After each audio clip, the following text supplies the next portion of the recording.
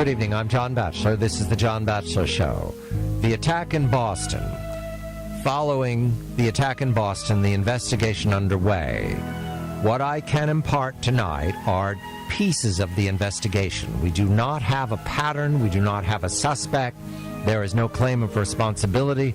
More than 30 hours after the attack, there is indication there was no pattern, no chatter beforehand, and not any of the indicators that point towards an organization overseas or an organization in this United States, a conspiracy, nothing. We do have a photograph released by ABC News late this evening of a shredded backpack, said to be one of the bomb's backpacks. We had reporting all day of a pressure cooker and nails and ball bearings packed to wound, to hurt people. The pressure cooker, all day points to, over the last 10 years, training that takes place in the Middle East. You can see websites in Pakistan and India pointing to the pressure cooker as a way to prepare explosives, to force multiply the explosives. However, that information is available on the internet. You don't have to come from overseas. You don't have to come from Boston or anywhere particular to learn that. The building of a domestic weapon or a weapon out of what you can buy off the shelf. I mention all that because we have so few facts. There is nothing pointing to this or that solution.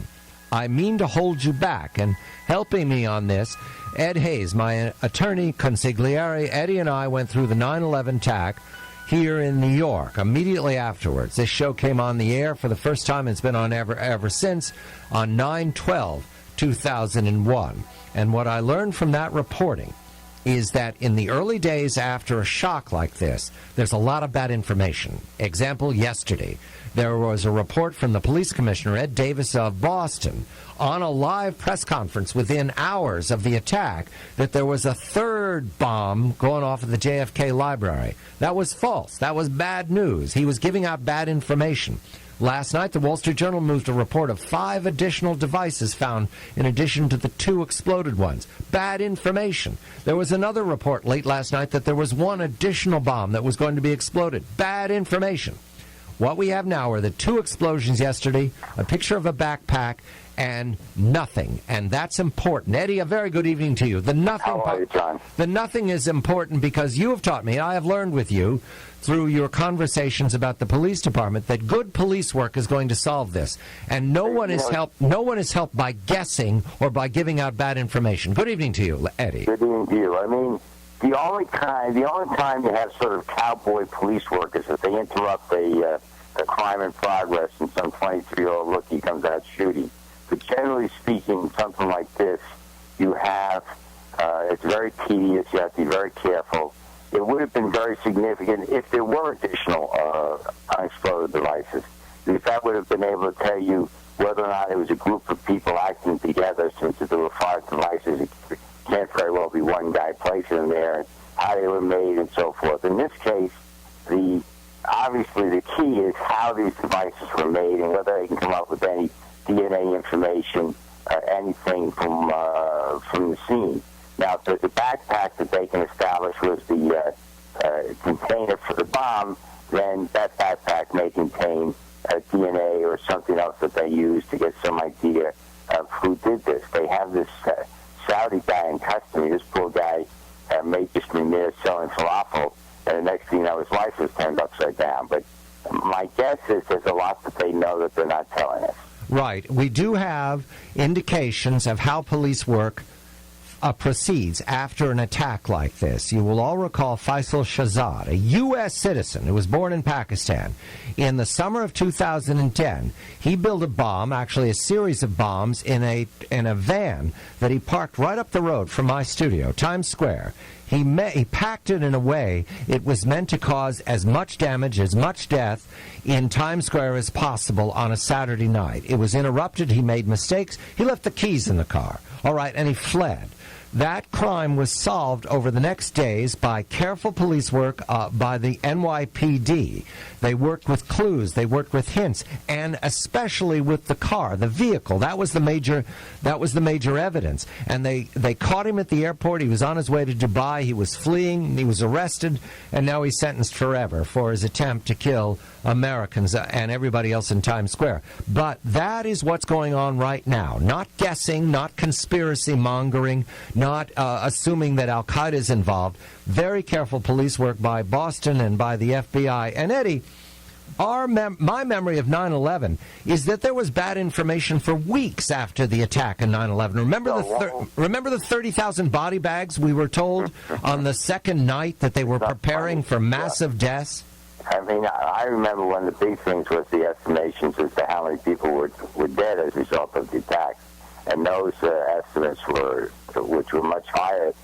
I mean, this is all a terrible tragedy, and you can't minimize the loss of so many people.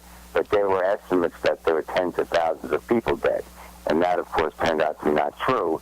And there was the whole business about how they got into the planes and so forth, where these guys came from. Actually, what turned out was that the real truth was almost more conspiratorial and fantastic than people's guesses. I mean, flying over here, taking flying lessons in Florida, terrorists going to strip clubs 2 nights before they're going to commit these acts. So sometimes, real life is like fiction. But in this case, they're not going to get anywhere unless they're really, really careful, especially if they don't have much to work with. And now they don't have much to work with. They have a couple of bombs that went off, hurt a lot of people. And other than that, it doesn't sound like they have much of anything. Right, but they have police work, and whoever did this has already made mistakes. And there's a pattern, and they'll find it. There'll be clues, there'll be tips. There's evidence in the backpacks. And it's not a miracle job. Police work, Eddie, I've learned that from you. Nothing about police work is miracle.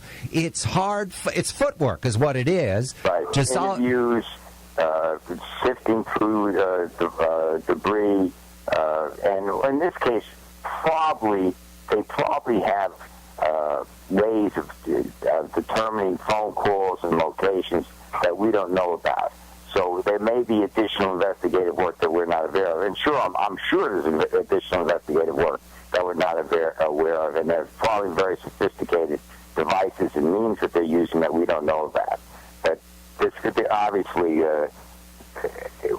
one of the things that could be a very bad trend here is if what happens is that you do have a lot of lone wolves. They're very hard to discover. If you're not working in a cell, it's just one guy building a bomb in his house. Right, lone wolf. Right, lone wolf is very hard to crack.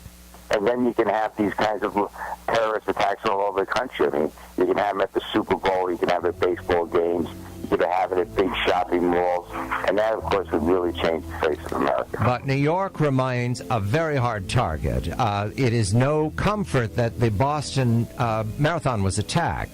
In any event, however, we do say that New York, there have been many attempts over these years for people to attack New York. That Faisal Shahzad was the most recent that we know about. There have been failed attempts, however, and they keep coming, and the police work is what stops them. In this case, it didn't stop them.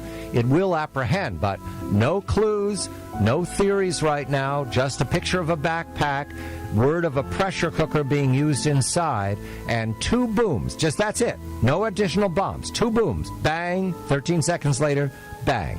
Ed Hayes, attorney in New York. I'm John Batchelor. This is The John Batchelor Show.